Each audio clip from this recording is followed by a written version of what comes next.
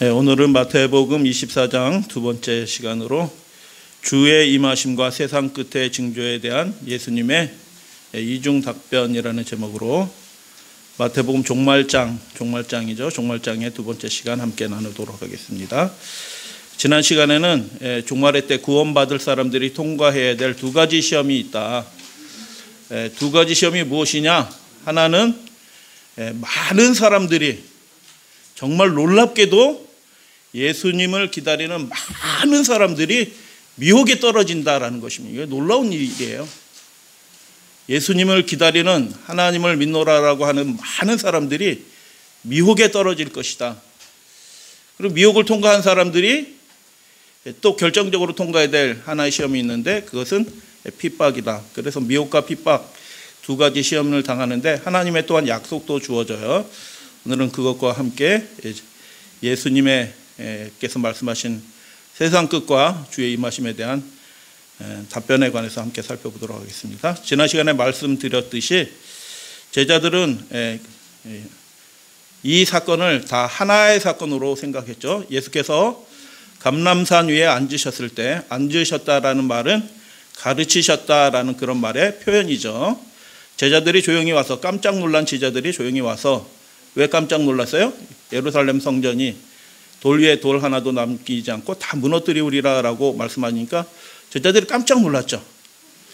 그래서 물어보죠. 우리에게 이르소서 어느 때 이런 일, 성전이 무너지는 일이 있겠사오며 또 주의 임하심과 세상 끝에는 무슨 징조가 있사오리까라고 물어보죠. 세 가지를 물어보는데 크게 종류는 두 가지로 보이고 이것을 하나의 일로 생각한 것 같습니다. 이 악한 세대가 멸망하고 예수님을 통해서 그 의의 세대, 새로운 세대가 시작되는 것이 동시 사건으로 하나의 사건으로 그들은 이해한 것입니다. 유대인들처럼.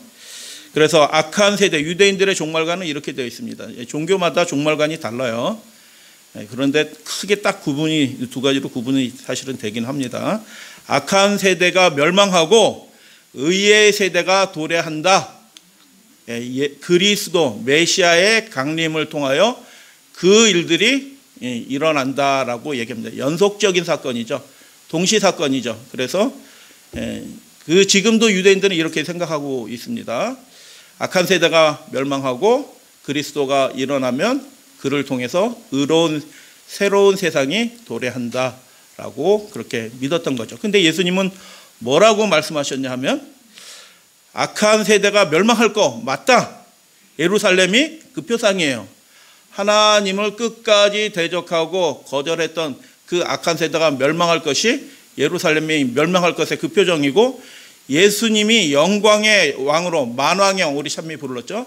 만왕의 왕으로 계시록 19장에 나오는 것처럼 만왕의 왕으로 오실 것이 분명합니다. 그것이 맞는데 그 일이 어떻게 해요? 동시 사건이 아니고 예수 그리스도의 초림을 통하여 영적 왕국이 시작되면서 복음이 전파되리니 땅끝까지 복음이 전파되면서 그제야 비로소 끝이 오리라라고 이전에서 예수님이 그렇게 말씀하시죠. 그러니까 영광의 왕국이 오기 전에 반드시 이루어져야 될 하나의 일이 있는데 그것은 무엇이냐면 모든 민족에게 이 천국 복음이 증거되기 위하여 전파되리니 그제야 비로소 끝이 이르러 것이다 라고 그렇게 말씀하셨죠. 구약 성경 아무리 자세히 읽어도요 쉽게 이 악한 세대의 멸망과 예수 강림 사이에 그 복음 전파의 일들, 이런 일들이 있을 거라는 것을 힌트를 잡아내기가 쉬워요, 어려워요? 그거 쉽지 않아요.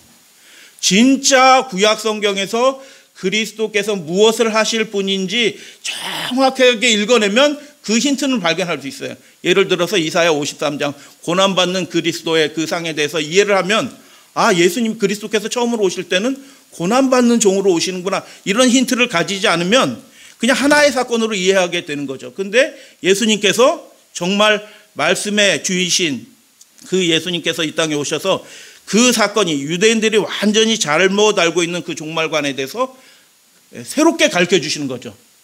새 빛이 임한 거죠. 그 어떤 랍비도 그렇게 가르치지 않았던 그 놀라운 이야기들을 예수님이 제자들은 또 누구에게 얘기했을까요? 예수님이 승천하신 다음에 주변의 사람들에게 다 얘기해 주는 거잖아요. 그죠? 그 날이 이미 왔었고, 그 그리스도께서 이미 오셨고, 그 영적인 나라가 시작이 되었고, 예수님이 다시 오실 때는 영광의 왕일 거고, 그 사이에 이런 일이 있을 것이다 라고 예수님께서 가르쳐 주신 그 일들을 제자들이 다 알고 이제 십자가 위에 깨달았잖아요. 아, 그분의 나라가 이런 나라였지 깨닫고 어떻게 그것들을 제자들이 전파하는 거죠. 그 중에 하나의 복음이 어떻게 해요? 우리가 지금 살펴보는 마태복음이죠.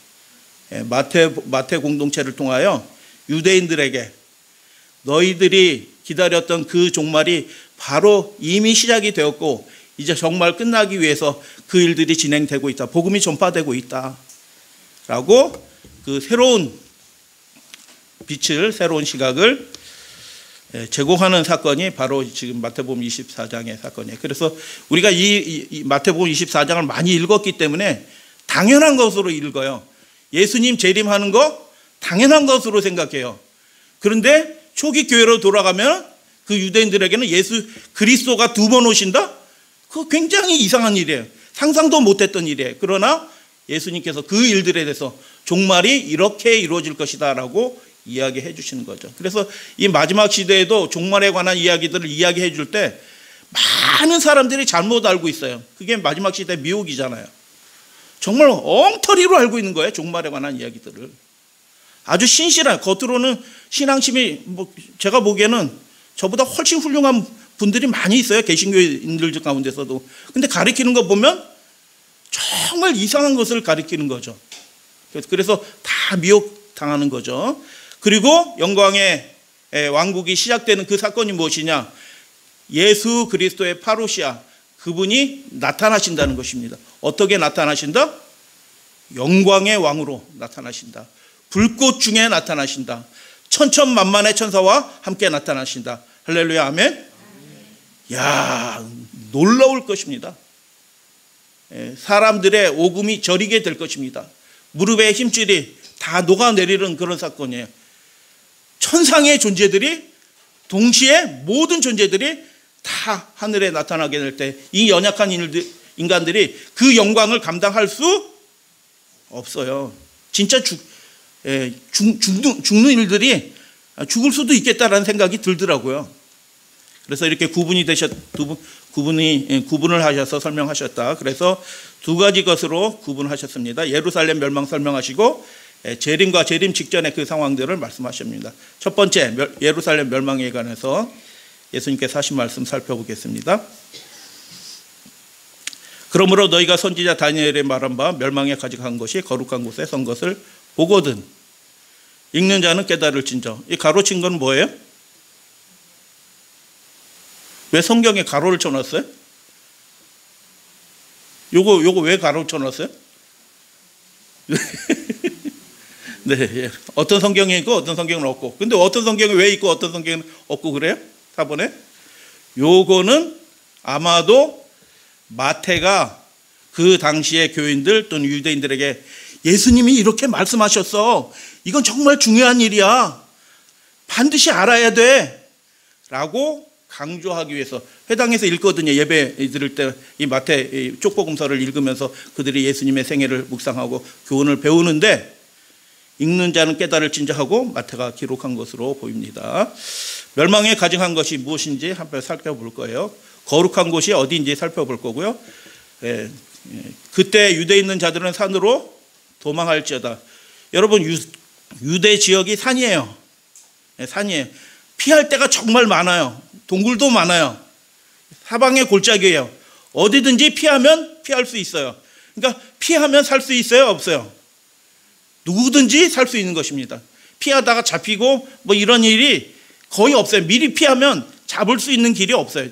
이쪽으로는 동굴이 엄청 많고 이쪽은 계곡이 너무 심해가지고 찾을 수가 없어요. 숨으면 못 참아요. 못 찾아요. 그래서 다윗이 10년을 도망가는데도 사울의 왕이 찾아내요? 못 찾아내요? 못 찾아내. 못 잡아내. 굴에 숨어있고 어디 들어가 있으면 몰라요. 그래서 도망할지어다 라고 말씀하시면서 지붕에 위에 있는 자는 집안에 있는 물건을 가지러 내려가지 말며 밭에 있는 자는 겉옷을 가지러 뒤로 돌이키지 말라라고 그렇게 말씀하셨어요. 도망하는 날이고요. 멸망의 날이에요. 그날에는 아이 벤 자와 젖먹이는 자들과 화해가 있으면 전쟁의 날이니까 화가 있을 것이죠. 그 도망하는 날이 겨울이나 안식일이 되지 않도록 뭐하라? 기도하라라고 얘기해요. 결정된 일로 말씀하신 거예요. 이미 십자가가 있기도 전에 멸망에 가증한 것이 오지도 않았지만 유대 백성들이 그럴 징조를 하나도 깨닫지 못했지만 예수님은 이 일이 하나님 안에서 이미 정해진 일로 그렇게 말씀하셔요. 왜요? 회개하지 않고 있거든요. 결정적인 회개가 없거든요. 21절 그때 큰 환란이 있겠습니다. 아주 큰 환란이 있을 것이다. 22절 그 날들을 감하지 아니하시면 모든 육체가 하나도 구원을 얻지 못할 것이나 그러나 하나님께서 택하신 자들을 위하여 그 날을 감하시리라라고 그렇게 말씀합니다. 예수께서 작정하신 그 멸망을 피하는 중요한 두 가지 신앙의 태도를 말씀하셨어요. 첫 번째 무엇이냐? 우물쭈물해서는 안 된다. 한번 따라해 보시기 바랍니다. 우물쭈물하지 말자. 신앙의 결단이 우물쭈물해서는 안 될 때가 옵니다. 아, 이거 어떻게 해야지? 이렇게 하면 이미 늦게 될 때가 와요. 그 순간에 딱 되면 뒤도 돌아보지 않고 바로 결정해야 되는 그런 순간이 온다라는 것입니다. 다니엘이 말한 바 그 멸망에 가증한 것이 거룩한 예루살렘 그 성전에 선 것을 보거든 신성모독적인 것이죠. 왜요? 이방인의 깃발이 성전을 향해서 와요. 이거 신성모독적인 거예요. 하나님이 구별하신 공간에 이방인들이 발자국이 들어와요. 모독적인 거죠. 누가복음 평행 9절 21장에 보면 너희가 예루살렘이 군대들에게 에워싸이는 것을 보거든 그 멸망이 가까운 줄 알라라고 그렇게 말씀하죠. 이 말씀을 예수님이 제자들에게 해줬죠. 유대인들은 알았어요? 몰랐어요? 예루살렘 사람들 알았죠. 왜요? 제자들이 이걸 말하지 않았을까요? 당연히 말했죠. 예루살렘의 그 멸망이 다가오고 있다. 회개해야 된다. 돌이켜야 된다. 그렇게 말했겠죠. 그때에는 누가복음 11장 유대에 있는 자들은 산으로 도망할지어다 지붕에 있는 자는 집안의 물건을 가지러 내려가지 말며 밭에 있는 자는 겉옷을 가지러 뒤로 돌이키지 말지어다. 이건 마태복음이네요. 마태복음 14장 말씀인데 여러분 겉옷은 뭐 하는 데 쓰는 옷이에요? 여러분 외출할 때 팬티 입고 외출해 보신 적 있으세요? 어떤 유명한 목사님이 전도에 가시는데 다 이렇게 거울 보고 머리카락 단정 딱 하고 눈썹 단장 딱 이렇게 하고 넥타이 딱 매고 옷 딱 매고 딱 가서 가방 딱 들고 한참 걸어 나가는데 바지 안 입고 나가셨어요. 그 길거리 나갔는데 이상하게 뭔가 허전해. 이렇게 보니까 바지를 안 입고 나갔어요. 거울 이렇게 다 보이는 데만 멀쩡하게 하고 바지 안 입고 나갔어요. 창피해요, 안 창피해요? 가리긴 가렸잖아요. 안 창피할까요? 여러분 유대인들은 수치를 당하면 죽음 당하는 거랑 똑같아요. 그 유대인들의 중부동 사람 다 마찬가지예요. 수치 문화가 그들의 모든 문화를 이끌어가는 그 바탕이 되는 문화가 수치 문화가요. 절대로 뛰지 않고요. 어른들이 종아리를 걸으면서 경박하게 막 뛰어다니면서 종아리를 보이는 일 아주 수치로운 일. 그래서 옷을 입어도 어떤 옷을 입어요? 긴 옷을 입어요. 하나님이 아담에게 입혀준 옷이 어떤 옷이에요? 이거 몸만 이렇게 가리는 옷이에요? 그 옷의 원어의 의미가 뭐냐면 전신을 가리는 긴 옷이란 뜻이에요. 우리의 의의 옷은 우리의 수치를 완전히 다 가려주시는 예수 그리스도를 통해서 우리에게 완전히 입혀주신 의의 옷이다라는 그런 의미예요. 할렐루야 아멘. 그렇기 때문에 종아리를 보이는 일은 정말 창피한 일이에요. 어른이 어떻게 종아리를 보이고 뛰어다녀. 그러니까 다윗이 법궤가 들어올 때 경방하게 막 뛰고 이렇게 얘기하는데 종아리가 보이고 하니까 하체가 보이니까 어떻게 해요? 자기 부인도 멸시하잖아요. 제사장이 그 성전 제단에 올라가는데 뭘 보이지 않게 조심하라? 하체를. 그래서 속옷 고쟁이를 입고 제사장이 봉사를 하잖아요. 하체를 보이지 않기 위해서. 그런데 겉옷을 입지 않는다는 것은 무슨 뜻이에요? 팬티 안 입고 팬티 죄송합니다. 겉옷 안 입고 팬티만 입고 밖에 나가는 거 똑같은 거예요. 정말 있을 수도 없어요. 겉옷을 다 챙겨 입고 유대인 같은 경우는 이게 뭐 이렇게 머리에 이렇게 하고 뭐 이렇게 해서 이렇게 또 이렇게 하는 거 있잖아요. 다 찌찌도 이렇게 달고 이렇게 다 해서 완전히 갖추고 이렇게 나가야지 그게 정상이에요. 그거 갖추지 않고 겉옷도 없이 쓱 나간다? 내복 입고 밖에 나가는 거예요. 혹시 내복 입고 밖에 나가보신 적 있어요? 저 한 번 있어요. 아이고, 저는 그게 창피한지 모르겠어요. 옛날 팬티가 이게 사각 팬티 말고 이런 팬티가 나와서 이게 반바지처럼 보이더라고요. 그래가지고 이거 반바지로 생각하겠지 하고 그거 입고 다녀본 적 있어요. 그러니까 왜 팬티 입고 다녀? 아, 알아채는구나 하고 얼마나 창피한지 몰라요. 한참 옛날 얘기예요. 근데 예수님이 뭐라고 말씀하셔요?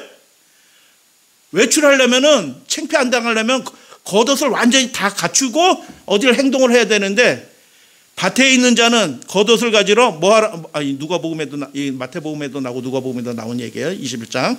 겉옷을 가지러 어떻게 하지 마라? 일할 때는 겉옷을 내고 일하잖아요. 그 겉옷을 가지러 뒤로 돌이키지 말라는 얘기가 무슨 뜻이에요? 우물쭈물하면 생명을 잃어버린다는 뜻이에요. 여러분, 이 종말의 순간에 우리의 운명은 이렇게 결정이 됩니다. 믿음이 정말 준비되지 않고 하나님의 뜻이 정말 무엇인지 모르고 확실한 주님의 길에 대한 확신이 없으면 우물쭈물하게 될 거예요. 그 사람들은 생명을 잃어버릴 것입니다. 그러나 예수님과 날마다 동행하면서 성령의 음성을 듣고 하나님의 명하신 그 길을 따라 계속 걷는 사람들은 그 결단의 순간이 오게 되면 어떻게 하게 될까요? 뒤도 돌아보지 않고 고민하지 않고 주님이 불러주신 그 길로 걸어가게 될 것입니다. 우리 믿음의 가족들이 그렇게 되시기를 축복합니다. 그래서 계시록 14장에 14만 4천에 대해서 이야기하는데, 14만 4천은 특별한 사람이기도 하지만 이 마지막 시대에 하나님을 살아서 맞이할 모든 사람들, 승리를 경험할 모든 사람들을 대표하는 사람들이에요. 어린 양이 어디로 인도하는지 뭐 하는 사람이라고요? 따라가는 사람이에요. 양이 목자를 어떻게 따라가요? 1000m 밖으로 저기 있어. 언제든 내가 따라갈 수 있어. 이렇게 따라가던 거예요, 양이요? 아니요. 웅댕이 코에 대고 따라다녀요. 그래서 이 말씀은 이 종말의 때 살아남을 사람의 중요한 태도는 분명하게 있는데, 그게 무엇이냐면 우물쭈물하는 사람이 아니에요. 확실한 믿음을 가지고 있어요. 늘 결단해 오면서 살았어요. 그 정말로 중요한 결단의 순간에도 역시 그 사람은 하나님을 주저함 없이 선택하게 될 것입니다. 우리 청년들이, 우리 학생들이, 우리 믿음의 선배들이 다 그렇게 되시기를 주님의 이름으로 축복합니다.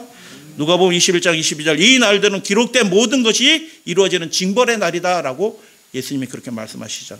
그들이 죽음을 당하여 이방에 사로잡혀 가겠고, 실제로 완전히 뿔뿔이 흩어지게 되잖아요. 예루살렘은 이방인의 때가 차기까지 이방인들에게 밟히리라. 이방인의 때가 차기까지 하니까 회복이 돼서 뭐 제3성전이 있다라고 이렇게 혹시 생각하시려는 분들이 있을지 몰라요. 여러분, 지금 예루살렘 거기에 이방인이 있어요, 없어요? 아직도 있어요. 예수님 재림할 때까지 그렇게 있을 것입니다. 회복 안 돼요. 절대로 회복되는 일이 없습니다. 제사제도 회복된다? 0.00001%도 없어요. 예언적인 의미도 없지만 그럴 가능성 제로입니다. 그래서 이제부터 주의 이름으로 오시는 이여 할 때까지 나를 보지 못하리라. 예수님이 이미 말씀하셨죠. 두 번째 태도는 뭐냐면, 우리가 잘못된 것들이 있으면 빨리 뉘우치고, 지금 그때가 뉘우쳐야 될 때죠. 그러므로 너희가 선지자 다니엘의 말한 바 멸망에 가증한 것이 거룩한 곳의 성것을 보거든. 여러분, 우리 마음은 성전이라고 말씀하셨어요. 성령의 역사가 있는, 성령이 임하시는 성령의 전이에요. 그런데 우리 심령 가운데 악한 것, 부정한 것, 더러운 것, 이런 것들이 있으면 그것들을 빨리 해결해야 되는 거죠. 여전히 불순종하는 일들, 연약한 것들 우리가 빨리 회개하고 그렇게 해야 된다라고 그렇게 말씀하시는 것과 마찬가지입니다. 읽는 자는 깨달을진저 말씀드렸어요. 마태가 기록한 것입니다. 왜 기록했어요? 이 일이 반드시 이루어진다. 준비해야 된다라고 제자들이 증거한 것입니다. 이 다니엘의 예언과 예수님의 말씀을 합쳐서 그들이, 성경에는 기록되지 않았지만 그들이 예수를 증거할 때 그 기별도 함께 유대인들에게 증거한 것입니다. 그래서 유대인들이 증거를 못 받아서 멸망을 받은 것이 아니에요. 예수님이 증거하셨고요. 그 제자들이 예루살렘을 떠나지 않고, 야고보가 목 베어 죽임을 당해도 떠나지 않은 제자들이 있었어요. 그들에게 끊임없이 증거하고 하는 일들을 계속 해옵니다. 핍박이 일어나도. 하나님의 충성된 증인을 하나님께서 예루살렘 안에, 유다 안에 두셔서 그들이 어찌하든 구원을 받도록, 읽는 자는 깨달을도록 하나님께서 그 성령의 사람들을 통하여 외치게 하신 것입니다. 이 마지막 시대도 역시 마찬가지예요. 이 시대를 경고하는 백성들은 어떤 백성들이에요? 택하신 백성들이에요. 하나님의 계명과 예수 믿음, 그 생명의 믿음의 좁은 길로 좌로나 우로나 치우치지 않고 그 믿음의 아주 좁은 길로 걸어가는 그 사람들의 기별을 통하여 돌아오라, 바벨론에서 나오라 라고 예수님께서 그렇게 말씀하시죠. 그래서 회당에서 그런 읽을 때마다 이 마태가 이거 강조한 이거, 그날이 오고 있다. 마태가 이거 봤어요? 못 봤어요? 예루살렘 멸망. 이거 마태복음 기록할 때 예루살렘 멸망했어요? 안 멸망했어요? 멸망하기 전에 기록한 거예요. 근데 예수님이 말씀하셨으니 그 일이 이루어질 것이다, 말 것이다? 이루어질 것이다. 그래서 계속 그 동족을 사랑하는 마태가 계속 경고하는 것입니다. 제자들이 계속 경고하는 것입니다. 회당에서 정기적으로 참석하는 자는 그 예수님이 증거한 그 다니엘과 그 마태를 통해서 기록한 이 이야기들, 예수님의 이야기를 분명하게 깨달았어야 되는 거죠. 다니엘서 9장 26, 27절 말씀, 성경에서 제일 중요한 예언, 24절에서 27절에 그 예언, 구약성에서 제일 중요한 예언이라는 말씀 드렸어요. 장차 한왕의 백성 로마가 온다라는 것이죠. 그 성과 성소를 무너뜨리려 예언돼 있죠. 600년 전에 이미 예언해 놓으셨죠. 야, 너무 오래돼서 다 까먹었다. 아니요, 하나님이 성경을 모아 놓으셨죠. 시편과 다니엘서 이런 것들을 예수님이 오시기 전에 다 모아 놓으셨죠. 서기관 통해서. 여러분 다시 설명드리지 않아요? 다 모아 놓으셔서 그들이 회당에서 그걸 다 읽도록 하셨죠. 그래서 그들이 하나님의 말씀을 모르고 우리는 몰랐는데요, 그런 게 어디 있었어요? 라고 할 수 없도록 하나님이 그들을 구원하시기 위해서 예수님이 오시기 전에 성경을 다 모아요. 말씀 부흥 운동이 일어나는 거죠. 마지막 때도 마찬가지예요. 이 진리의 말씀, 생명의 말씀, 구원의 도가 온 세상 사람들에게 다 알려지도록 하나님이 마당을 피시죠. 그렇게 하셨나요? 제가 예전에 10여 년 전에 유튜브도 없을 때 교회에서 설교한 거를 그냥 페이스북에 한번 이원영 그때 전소사님이 한번 올려달라고 그래서 한번 올렸어요. 미국에서 연락이 왔어요. 시범 삼아 한번 올렸는데 그 일들이 다 벌어지는 것입니다.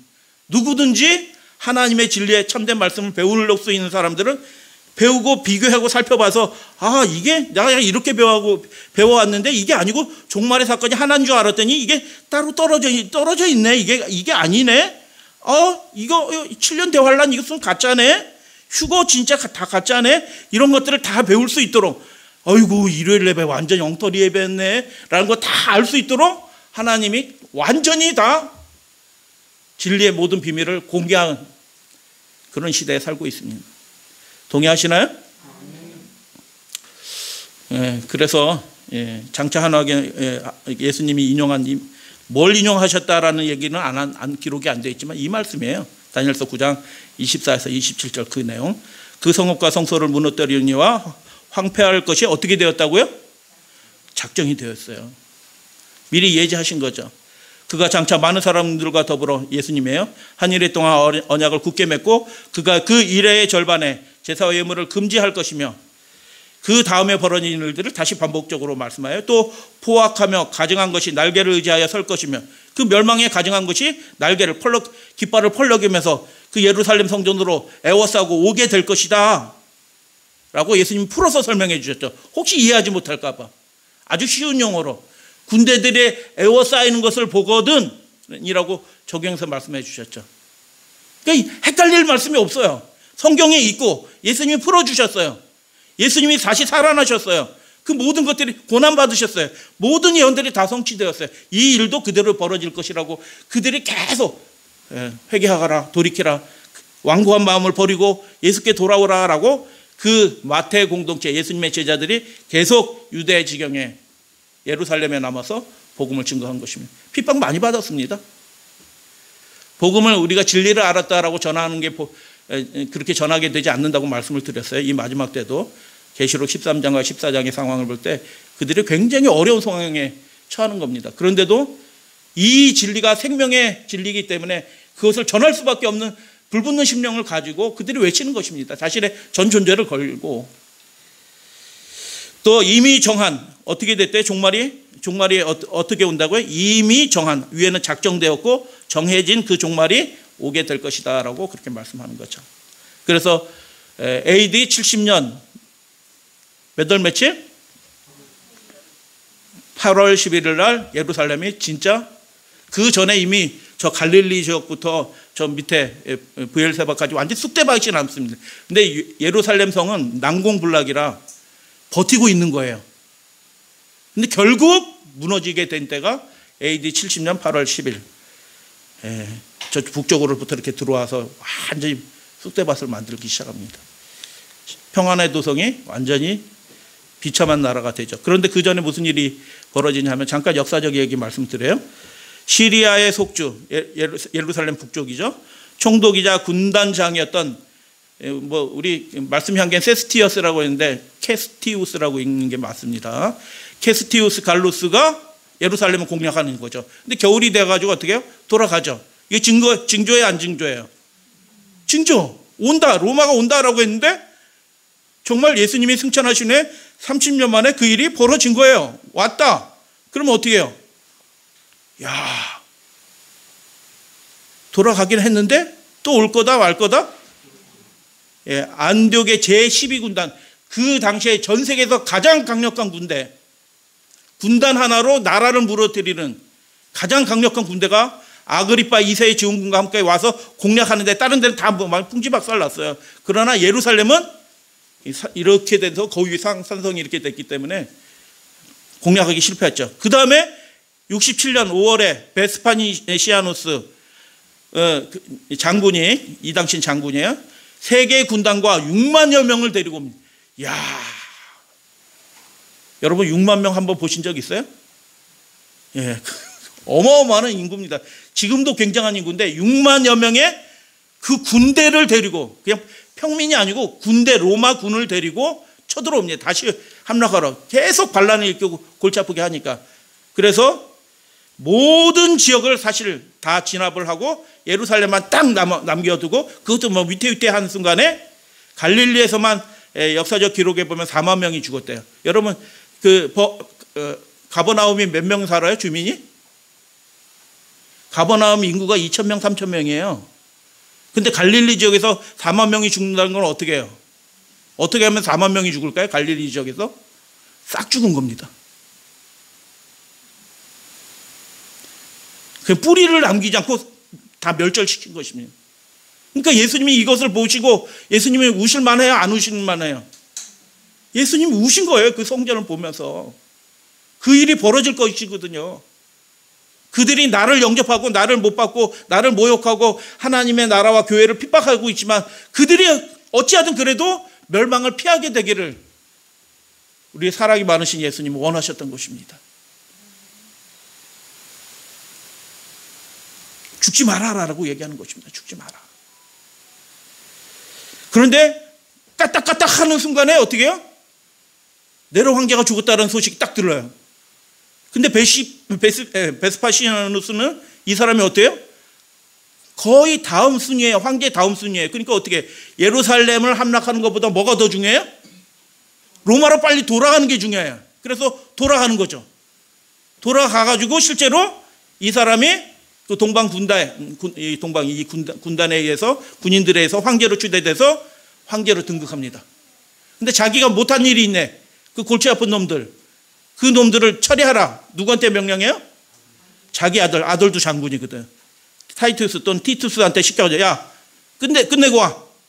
그 놈들 안 돼. 하고 끝내고 와라고 시키고, 타이투스가 다시 와요. 기존의 3개 군단에다 제12군단에다가 아그리파 2세의 군사들과 합쳐서 총공사를 하는 것입니다. 그리고 결국 70년에 망하게 되는 것입니다. 예수님이 기회를 주셨을까요? 안 주셨을까요? 여러 차례 기회를 주신 것입니다. 너무 그 멸망을 피하도록 확실하고 분명한 경고를 계속 주신 것입니다. 예수님 자신이 말씀하셨고 제자들이 그렇게 또 얘기하고 하는 일들이 벌어질 것입니다.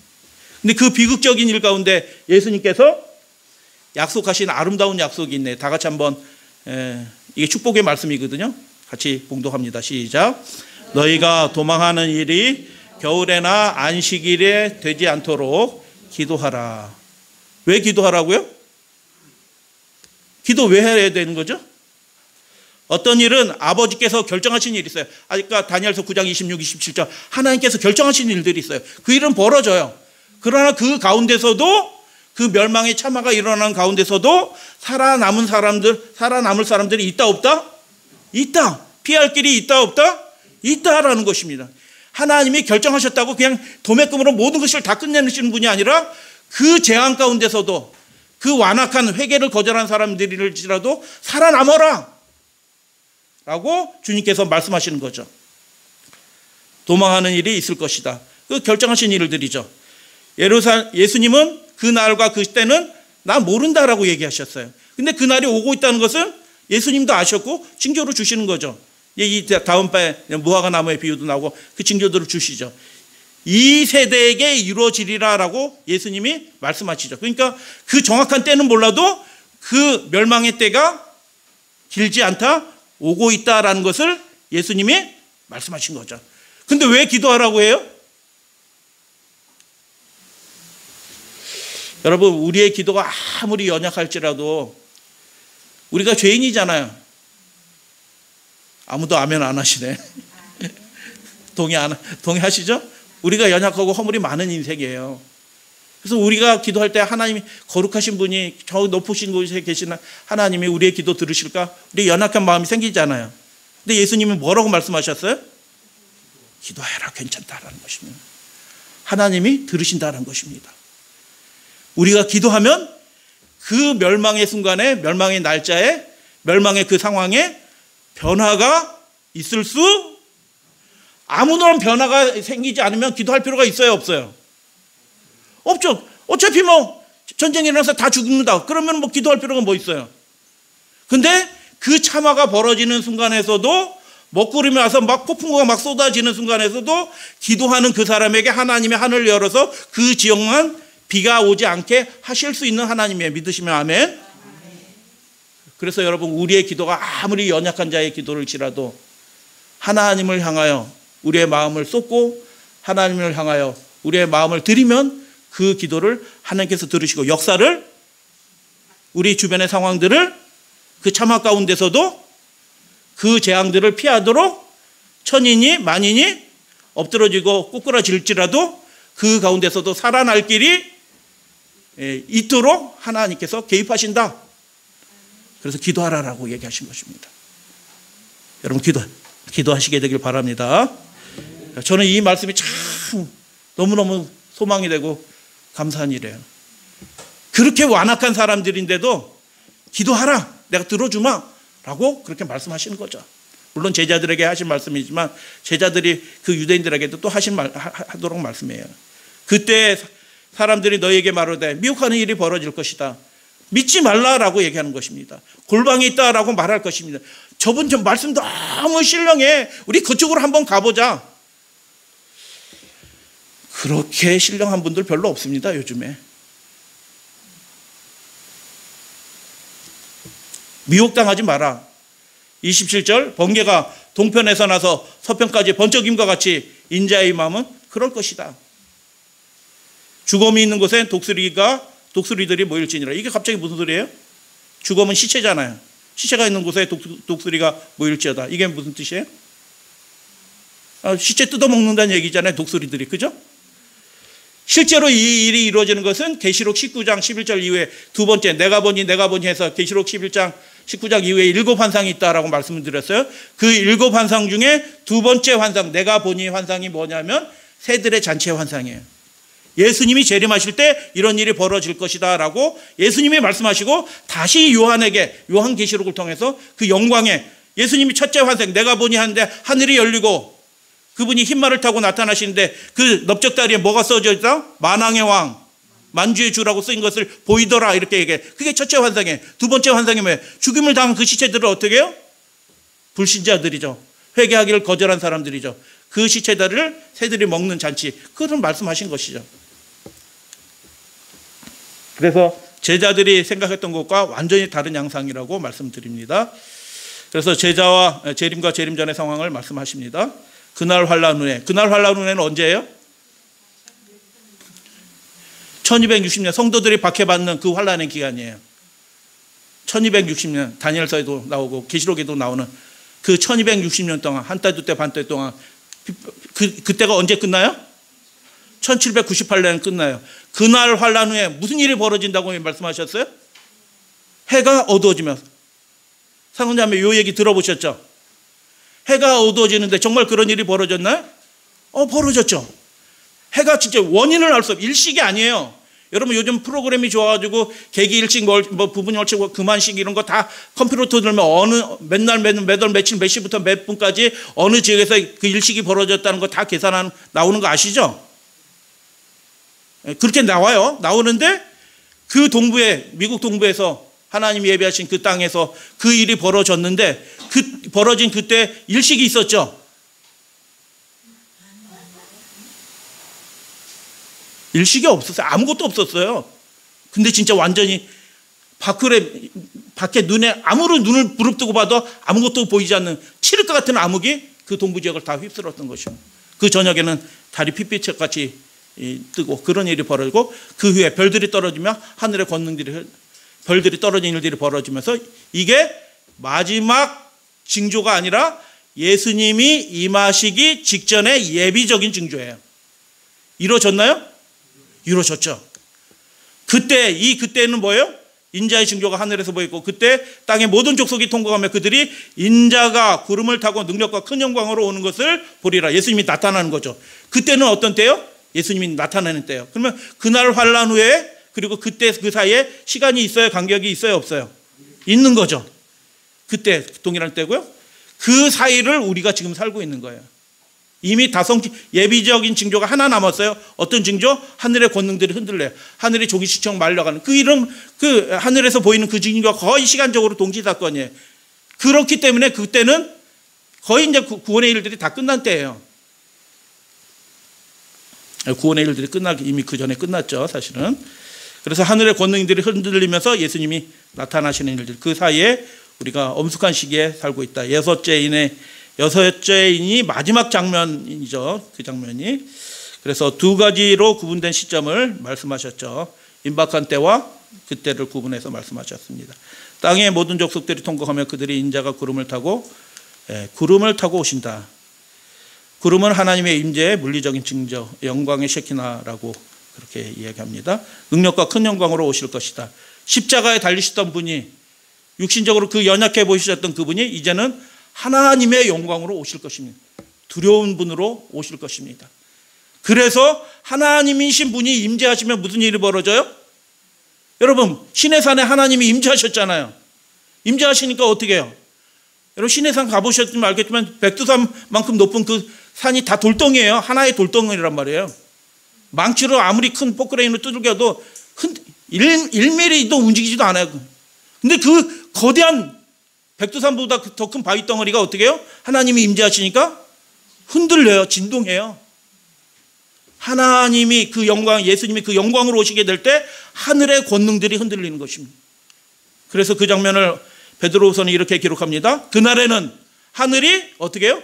큰 소리로 확 제껴지는, 만왕의 왕이 오시는데 이 뭐 하찮은 것들이 있으면 가로막는 것들이 다 사라지는, 확 제껴지는 그런 일들이 벌어질 것이다. 계시록 6장에 보면 하늘은 두루마리가 말리는 것처럼 떠나가게 될 것이다. 영광의 왕이 오신다라고 그렇게 말씀하시죠. 계시록 19장 11절 말씀, 내가 보니 첫 번째 환상인데 같이 봉독합니다. 또 시작.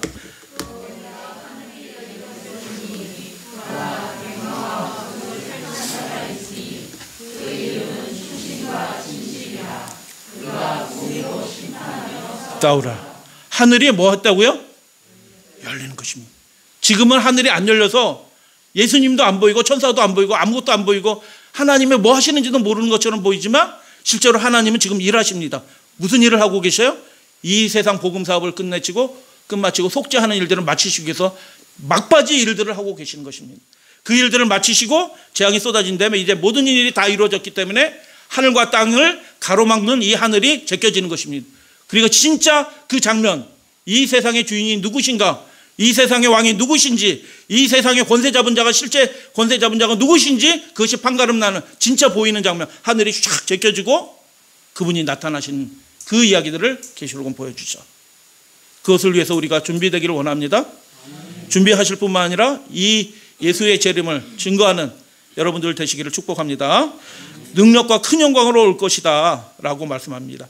마태복음 25장 우리가 살펴볼까요? 자기 영광, 그분의 원래 가지셨던 그 영광으로 모든 천사와, 지구의 인구가 많을까요? 천사들이 많을까요? 여태까지 모든 사람들이 다 마지막 시대의 사람들 다 포함해서 마지막 시대에 한 70억 80억 된다고 쳐요. 그 인구가 많을까요? 천사가 더 많을까요? 우리 호수, 천사가 더 많을 것 같아? 저도 그렇게 생각해요. 1000 곱하기 1000은 거기다 만을 곱하면, 거기다 또 만을 곱하면, 원래 그런 뜻은 아닌데, 히브리어 숫자에서 제일 큰 단위가 만이에요. 1000, 만만. 군대 숫자이기도 하고 충만의 숫자이기도 합니다. 그 모든 천사는 영적인 존재예요. 그 천사도 빛을 가지고 있어요. 그 존재들이 만왕의 왕이신 분과 함께 쫙 하늘에서 나타난다. 와, 이건 뭐 땅에서 나타나는 대통령 봐도 조금 긴장이 되는데, 대통령 저기 오시네, 저기 온다. 대기업 그룹 회장 한 사람을 만나도 한번 이렇게 5.1거든요. 제가 대기업 회장 한번 바로 옆자리에서 이렇게 딱 하는데 옷을 한번 이렇게 하게 되더라고요, 저절로. 근데 만왕의 왕이신 분 앞에 하는데 옷을 저밀까요? 마음이 녹는다니까요. 모든 천사와 함께 영광으로 오게 될 것이다. 데살로니가후서 1장, 주 예수께서 자기의 능력의 천사들과 함께 하늘로부터 불꽃 가운데 나타나실 것이다. 할렐루야, 아멘. 이기시는 분이, 통치하시는 분이 그분의 자신의 영광을 드러내시면서 나타내면서 오실 것입니다. 그래서 파루시아, 나타나신다라는 것입니다. 주께서 유명한 성경절이죠. 데살로니가전서, 호령과 천사장의 소리와 하나님의 나팔로 친히 하늘로부터 그분이 직접 자신을 드러내실 것이다. 강림하실 것이다. 도착하신다는 뜻이에요. 오신다라는 뜻이에요. 그분이 이렇게 해서 도착하신다. 천사들을 보내서 입맞은 자들을, 준비된 자들을 공중으로 영접하게 해 주실 것입니다. 할렐루야, 아멘. 그분은 거룩한 분. 그렇기 때문에 이 죄악으로 땅에서 발을 딛지 않으시고 어떻게 해요? 그분의 백성을 하늘로 다 데려가십니다. 인자가 천사들을 보내리니라고 비유장에서 예수님께서 그렇게 말씀하셨죠. 마태복음 13장. 하늘 이 끝에서 저 끝까지 사방에서 모으리라라고 지금 이 장에서 마태복음 24장에서 말씀하시죠. 좀 정리하면서 말씀을 드립니다. 하나님은 하나님의 일을 마치신다. 동의하시나요? 그분의, 우리가 하늘이 가려서 안 보이고 있지만 우리가 쉬는 동안도, 우리가 자는 동안도 그분은 그분의 일을 하십니다. 그분은 때가 되면 마치실 것입니다. 거의 다 되었습니다. 예수님도 그 때가 오는 거 거의 다 됐다는 걸 아셨어요. 우리들도 거의 다 됐다는 것을 예수님의 말씀을 통해서 압니다. 그래서 볼지어다 그가 구름을 타고 오시리라. 주 하나님이 이르시되 나는 알파와 오메가, 또 내게 말씀하시되 이루었도다 나는 알파와 오메가요 시작과 마침이라. 내가 생명수 샘물로 그들에게 주리라 라고 그렇게 말씀하십니다. 다 이루시는 하나님이죠. 예루살렘 이후에 곧바로 영광의 나라가 임하는 것이 아니었습니다. 그 멸망의 징조들이 주어졌죠. 어떤 징조가 주어졌어요? 선지자 다니엘이 말한 바 그 일들이 벌어질 것이다. 예수님은 그 로마를 작은 뿔로 보신 것입니다. 뭐 어떤 교회는 뭐 마지막 시대 뭐 예루살렘에 저 영국 왕실에서 작은 뿔이 일어난다 뭐 엉터리 뭐 쓰레기 같은 얘기들은 뭐 막 엄청나게 해댑니다. 근데 예수님은 정확하게 그 존재, 사탄적인 존재가 어떤 존재인지 다니엘서를 통해서 말씀하셨죠. 재림의 예비적인 징조는 뭐예요? 해와 달과 별들의 그 징조 이미 성취가 되었죠. 예루살렘 멸망의 예비적인 징조가 주어졌는데 성취가 됐나요? 실제로 왔잖아요. 예수님의 재림이 임박했는데 정말 오실까요? 정말 온다니까요. 이 놀랍게도 살아남는 이들은 어떤 사람들일까요? 우물쭈물하는 사람들이 아니에요. 뒤로 물러가는 사람들이 아니에요. 다른 거 챙기러 이렇게 하는 사람들이 아니에요. 즉시로 결단하는 사람들이 살아남을 것입니다. 마지막 시대도 살아남는 이들의 모습이에요. 사람한테 미혹당하지 않죠. 이미 그가 예수님과 완전히 연결되어 있기 때문에 누가 무슨 얘기해도 흔들리지 않아요. 예수님이 불러주신 길로 따라가는 것입니다. 여러분들이 그렇게 되시기를, 저도 그렇게 되기를 원합니다. 예수님만 따라가는 사람들의 보장과 약속이었죠. 기도하라라고 얘기하고 그 날을 감하시리라라고 보장과 약속해 주셨죠. 그 멸망의 참악 가운데서도 그들을 보호해 주시겠다라고 말씀하셨어요. 이 마지막 시대 보장과 약속은 무엇이에요? 우리가 살아서 그들에게 죽임을 당하지 않고 그 인자의 영광을 우리가 살아서 맞이하게 될 것이다. 할렐루야, 아멘. 그때 인자의 징조가 하늘에서 보이겠고 예수님이 그 영광으로, 자기 영광으로 나타나는 일을 우리가 보게 될 것입니다. 얼마나 놀라운 특권을 가지고 있어요. 그 날에 가까웠다라는 것입니다. 그리스도께서는 큰 능력과 영광으로 하늘 구름 가운데서 강림하신다. 누가 화평 가운데서 그분을 맞이할 것인가? 이것은 크신 하나님과 우리 주 예수 그리스도의 영광스러운 재림이라고 불린다. 그분의 오심입니다. 오타. 그분의 오심은 사람의 눈이 일찍 본 모든 영광보다 더욱 뛰어난다. 하늘 구름 가운데서 그리스도의 나타나심은 사람이 생각할 수 있는 어떤 것보다 더욱 뛰어난다. 그때에는 그리스도께서 초림하셨을 때 가지셨던 비천함과 완전한 대조를 이룰 것이다.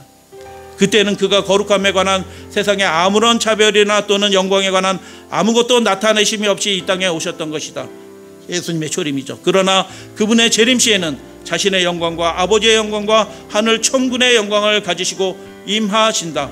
그의 이마를 상하게 했던 가시 면류관 대신에 그는 면류관 안에 있는 한 면류관을 쓰실 것이다.